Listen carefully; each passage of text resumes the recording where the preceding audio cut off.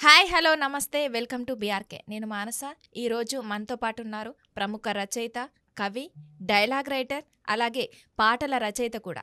ఆయన ఇంటర్నేషనల్ మరియు నేషనల్ లెవెల్లో అవార్డ్స్ కూడా తీసుకున్నారు. ఆయన ఎవరో కాదు, డాక్టర్ మంత్రి ప్రగడ మార్కండేయులు గారు ఉన్నారు. వారితో మాట్లాడతాం. Hi sir. నమస్కారం మేడం.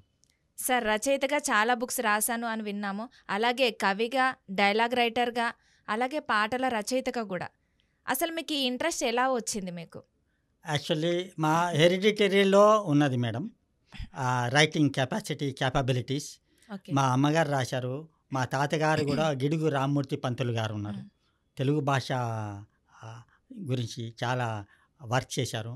మా నరనరాల్లో మేము రచయితగా ఉన్నది. అది లోపల నుంచి వెలికి తీసా ఒక 25 సంవత్సరాల నుంచి ఆఫ్టర్ రిటైర్మెంట్. నేను ఒక 75 పుస్తకాలు పబ్లిష్ చేశాను విత్ ISBN. వాటిల్లో ఒక 35 దాకా ఇంగ్లీష్ బుక్స్ ఉంటాయి, దాని మిగిలినవి తెలుగు బుక్స్. ఆ తెలుగు బుక్స్లో కూడా రామాయణం 6 కాండాలు రాశాను విత్ స్టోరీ, స్క్రిప్ట్, డైలాగ్స్, పద్యాలు, పాటలు. ఓకే, మా కోసం 2 డైలాగులు. రామాయణంలో విశ్వామిత్రుల వారికి రామలక్ష్మణులకు జనకుని ఆతిథ్యము, శివధనస్సు విశిష్టత గురించి ఆ ప్రస్తావన వస్తుంది రాజ దర్బార్లో. ఓకే. దాని గురించి డైలాగులు ఎట్లా ఉంటాయంటే రాసినవి. జనక మహారాజ్ అంటారు, విశ్వామిత్రుల వారికి మా ప్రణామములు, రామ లక్ష్మణ కుమారులకు మా ఆశీస్సులు. అప్పుడు విశ్వామిత్ర మహర్షి వస్తాడు, అంటాడు ఆయన, మీకు అభినందనలు, మీ యజ్ఞ యాగముల వలన మిథిలా నగర వాసులు సంతోషముగా నుందురు, పాడి పంటలు సుభిక్షముగా నుండును, ప్రజలు సుఖముగా జీవింతురు, అందరికీ మా ఆశీస్సులు. అప్పుడు జనక మహారాజు అంటాడు, రామలక్ష్మణులారా, మీరు ఈ హోమములకు నమస్కరించి 3 సార్లు ప్రదక్షిణములు చేయుము, మీకు శాంతి శుభములు కలుగును. అప్పుడు రామలక్ష్మణులు అంటారు, అటులనే మహారాజా, మమ్ము దీవింపుము, పురోహిత వేద పండితులారా, మీకు మా వందనములు. ఇట్లా డైలాగులు ఉంటాయి చాలా. ఓకే. అన్ని మీరు డైలాగులే. మొత్తం ఎన్ని బుక్స్ రాశారు సార్? నేను ఒక 75 పుస్తకాలు రాసా. 75 ఓకే. పుస్తకాలలో విత్ ISBN అన్నీ. దాంట్లో ఒక 40 పుస్తకాలు తెలుగు పుస్తకాలు రాసా. ఓకే. తెలుగు పుస్తకాలలో రాసినవి చాలా ఫేమస్ అయినవి, పబ్లిష్ అయినవి అష్టాదశ పురాణాలు. ఓకే. 18 పురాణాలు. ఓకే. ఈ పుస్తకం ప్రచురణ అయింది. ఓకే. దాని తర్వాత చాలా పుస్తకాలు రాసా. సినిమాలకు తీయగలిచినవి, వెబ్ సిరీస్ తీయచ్చు, టీవీ సిరీస్ తీయచ్చు. ఓకే. టాప్ కాపురాణి అని తెలుగు విత్ ISBN. చూపించు. తర్వాత జీవం, ఇదొక హారర్ స్టోరీ. ఇది సినిమా తీయచ్చు, వెబ్ సిరీస్ తీయచ్చు, టీవీ సీరియల్స్ కూడా తీయచ్చు. ఇట్లానే స్వార్థం అనేది ఇది కూడా సినిమా తీయచ్చు, వెబ్ సిరీస్ తీయచ్చు, లేకపోతే టీవీ సిరీస్ 1-2 సిరీస్ కావాలంటే తీసుకోవచ్చు, లేదా షార్ట్ ఫిల్మ్ కూడా తీసుకోవచ్చు. ఇది ఏజెంట్ విష్ణు అనే పుస్తకం విత్ ISBN. ఇంగ్లీష్ ఉంది, తెలుగులో కూడా ఉంది. ఇది జేమ్స్ బాండ్ టైప్ పిక్చర్, సినిమా తీయచ్చు. Action picture, James Bond action oriented picture. ఇది రిచ్ మైండ్, ఇది కూడా పర్సనాలిటీ డెవలప్మెంట్ ప్రోగ్రామ్స్లో అన్ని స్టూడెంట్స్కి సంబంధించి, స్టూడెంట్కి ఉపయోగపడేవి. MBA students, intermediate students, degree students, PG students, engineering students కూడా వాడుకోవచ్చు. ముళ్ళబాట, ఇది ఒక సినిమా బ్రహ్మాండంగా తీయచ్చు, టీవీ సిరీస్ కూడా తీయచ్చు. ఇది ఒక సాఫ్ట్వేర్కి సంబంధించిన స్టోరీ. సాఫ్ట్వేర్కి సంబంధించిన ఒక హస్బెండ్ స్టోరీ. తప్పుదోవన అటు ఇటు వెళ్తుంటాడు, సెకండ్ సెటప్ ఉంటుంది, ఇంకా మానిటర్ చేయక నెగ్లెక్ట్ చేస్తుంటాడు ఫ్యామిలీ. వాళ్ళ గురించి లాస్ట్లో రియలైజేషన్ అవుతారు. దాని గురించి మంచి బ్రహ్మాండమైన సినిమా తీయచ్చు. దాని తర్వాత ఈ నాట్యమంజరి, ఈ కథా రూపకం విత్ డైలాగ్స్ ఉన్నాయి, పద్యాలు, పాటలు ఉన్నాయి. ఇది అమెరికాలో ఒక కాంపిటీషన్, ఓపెన్ కాంపిటీషన్కి పంపించింది, కానీ త్రూఅవుట్ ద వరల్డ్ కాంపిటీషన్ అంటే సెలెక్ట్ కాలేదు. అయినా ఇది కంటెస్ట్కి పంపించింది. ఇది విత్ ISBN పుస్తకం. సినిమా కూడా తీయచ్చు.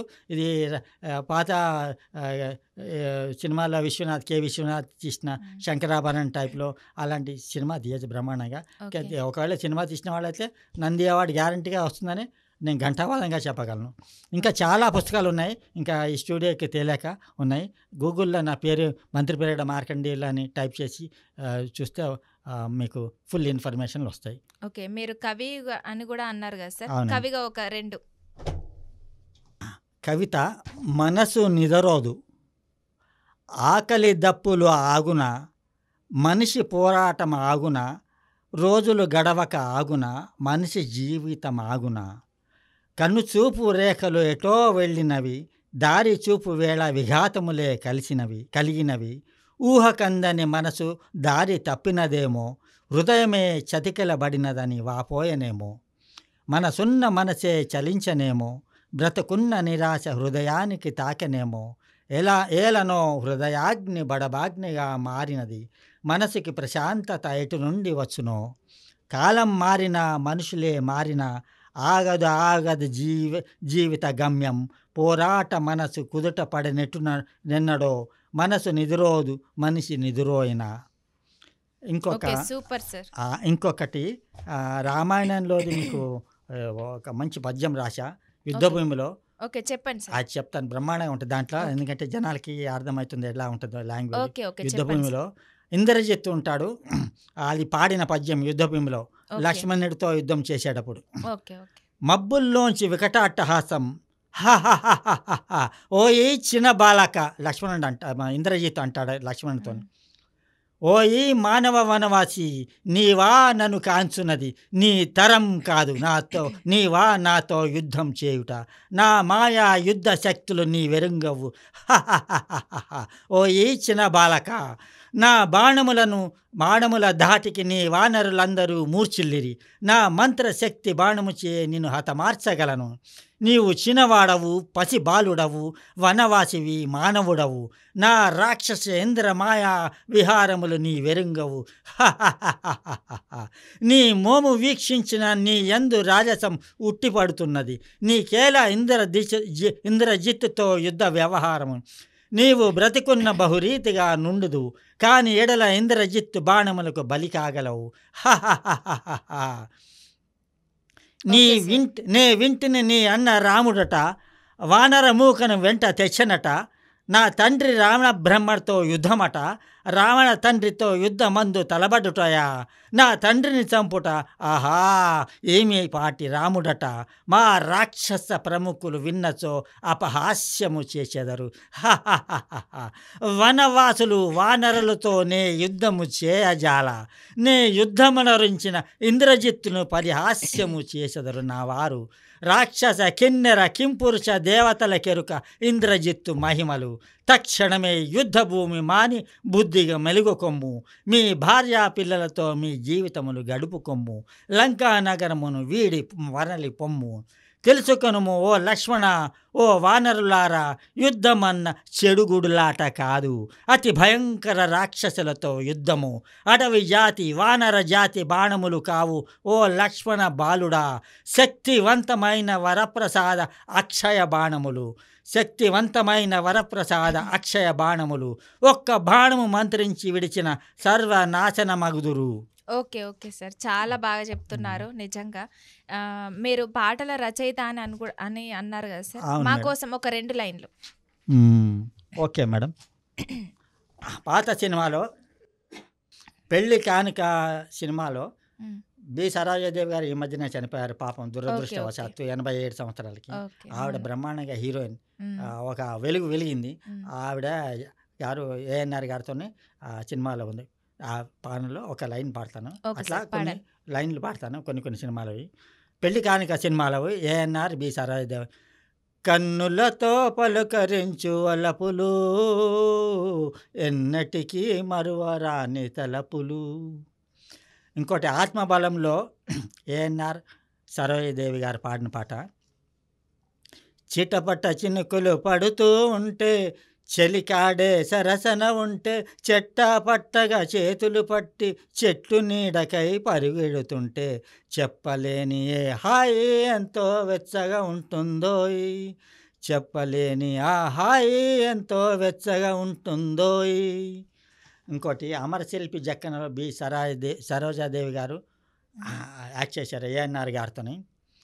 నగుమోము చూపించవా గోపాల నగుమోము చూపించవా, అట్లా బ్రహ్మాండమైన పాట అది ఆడ సోలో సాంగ్. జగదేక వీరుని కథలో సినిమాలో ఎన్టీ రామారావు గారు బి సరోజాదేవి గారు పాడారు. జలకాలాటలలో కలకల పాటలలో ఏమి హాయిలే హల ఆహా ఏమి హాయిలే హలా. ఇంకొక పాట ఎన్టీ రామారావు గారు పాడారు.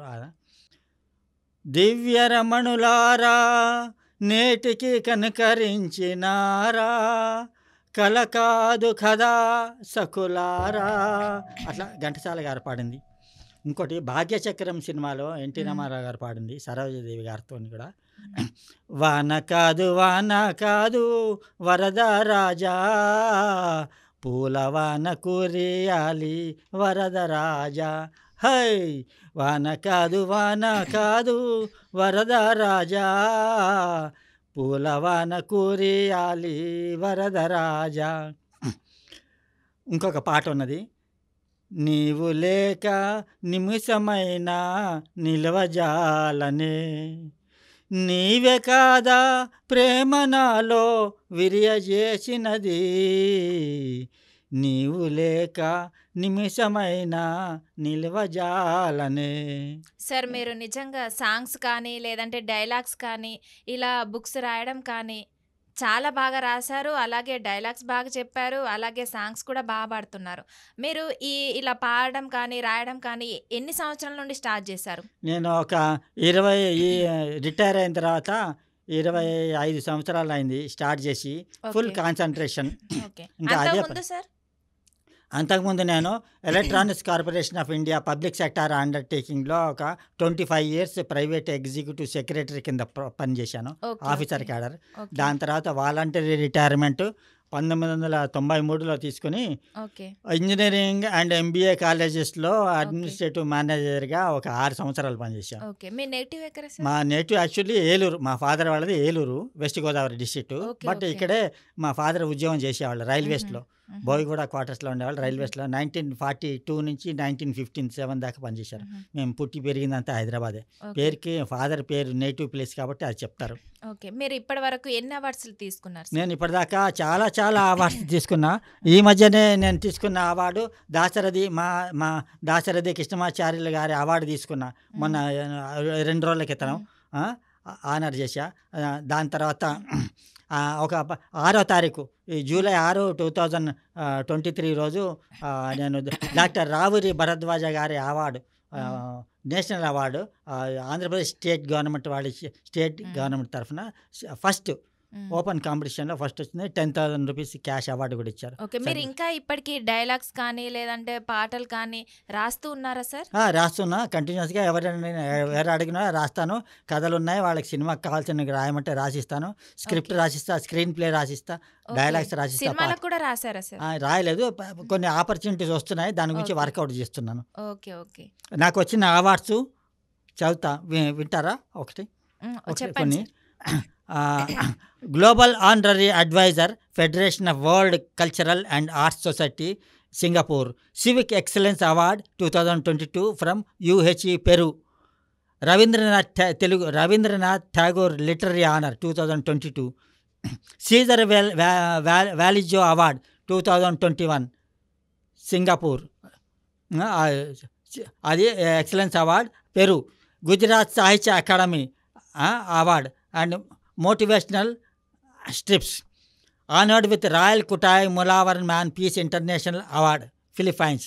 Royal success international book of records 2019, Hyderabad.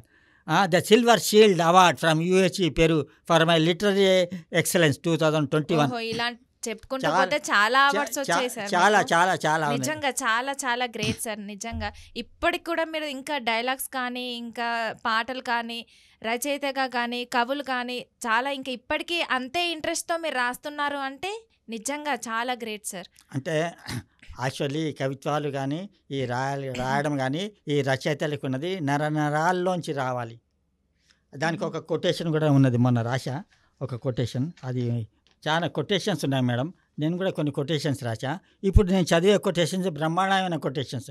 పెద్ద మహాకవులు వాళ్ళ పాటల్లో రచనల్లో కొటేషన్స్ పెట్టినవి. ఎట్లా ఉంటుందంటే, నవ్విపోదురుగాక నాకేటి సిగ్గు, నా ఇచ్చయేగాక నాకేటి వెరపు. దేవులపల్లి వెంకటకృష్ణ శాస్త్రి గారు రాశారు, ఆ పెద్ద మహానుభావుడైన. కప్పి ఉంచితే కవిత్వం, విప్పి చెబితే విమర్శ. ఇది డాక్టర్ సి నారాయణ రెడ్డి గారు రాశారు. ఉదయం కానే కాదు అనుకోవడం నిరాశ, ఉదయించి అట్లానే ఉండాలనుకోవడం దురాశ. కాళోజీ రాశారు. ఓకే. నిజంగా గత కాలం మేలు వచ్చు కాలం కంటెన్ నన్నయ్య గారు రాశారు. అరచేతిని అడ్డుపెట్టి సూర్యకాంతిని ఆపలేరు సుబ్బారావు పాణిగ్రహి గారు రాశారు. రాజే కింకరుడగు కింకరుడే రాజగు బలిజేపల్లి లక్ష్మీకాంతం గారు రాశారు. ఇలా చాలా చాలా ఒక 50-60 కొటేషన్స్ ఉన్నాయి. పెద్ద పెద్ద మహాకవులు. అంటే ఇప్పుడు మా జనరేషన్ వాళ్ళకి తెలుస్తుంది. మేము చూసాం కూడా వాళ్ళని మా చిన్నప్పుడు వాళ్ళని చూసాం కూడా, కలిసాం కూడా, కొన్ని పర్ఫార్మెన్సెస్లో కూడా చూసాం వాళ్ళని, ఫిజికల్గా చూసాం. ఇప్పుడు జనరేషన్ వాళ్ళు చూసి ఉండరు, తెలియదు. అవును sir. Thank you so much sir. మీరు మా స్టూడియోకి వచ్చి మాతో టైం స్పెండ్ చేసినందుకు. అంటే నిజంగా మిమ్మల్ని చూస్తే మిమ్మల్ని ఒక స్ఫూర్తిదాయకంగా తీసుకునే వాళ్ళం మేము. నిజంగా మిమ్మల్ని చూసి చాలా నేర్చుకోవాలి కూడా మేము. చాలా థ్యాంక్ యూ సో మచ్. నమస్కారం. Welcome to always. Thank you very much. Studio వాళ్ళకి ఈ ఆపర్చునిటీ ఇచ్చినందుకు థ్యాంక్ యూ వెరీ మచ్.